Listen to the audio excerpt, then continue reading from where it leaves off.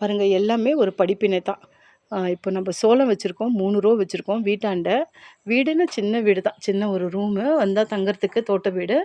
ஓகேவா? நம்மளது மெயின் வந்துட்டு டியூஷன் தான். ஆ மார்னிங்கில இங்க வந்து நம்ம தோட்ட வேலை பண்றோம். போன வருஷம் தான் இது ஸ்டார்ட் பண்ணோம். கரெக்ட்டா 1 இயர் ஆகுது. இப்ப எல்லாமே லேர்னிங் ப்ராசஸ் தான் இருக்கும். இங்க பார்த்தீங்கன்னா, இது வந்துட்டு சோளம் நல்லா வளர்ந்துருக்கு. நான் களைலாம் எடுத்திருக்கேன். இது சோளம் விதைச்சத கூட நான் உங்களுக்கு வீடியோ போட்டிருக்கேன். நீங்க சேனல்ல போய் பார்க்கலாம். அதுக்கப்புறம் பாருங்க, அ அவரைக்கா, அப்புறம் வந்துட்டு பீன்ஸு, கொத்தரக்கா எல்லாமே போட்டிருக்கோம். கொத்தரக்கா கொஞ்சம் சரியா வளரல. பாருங்க அந்த இடம் கொஞ்சம் காலி காலியா இருக்கு பாருங்க. அது கொத்தரக்கா தான். அது ஏன் வளரலன்னு தெரியல. இப்போ இதுக்கு என்னென்ன உரம் போடணும் எல்லாமே ப்ரொசீஜர் பிரகாரம் பண்ணிட்டுருக்கோம்.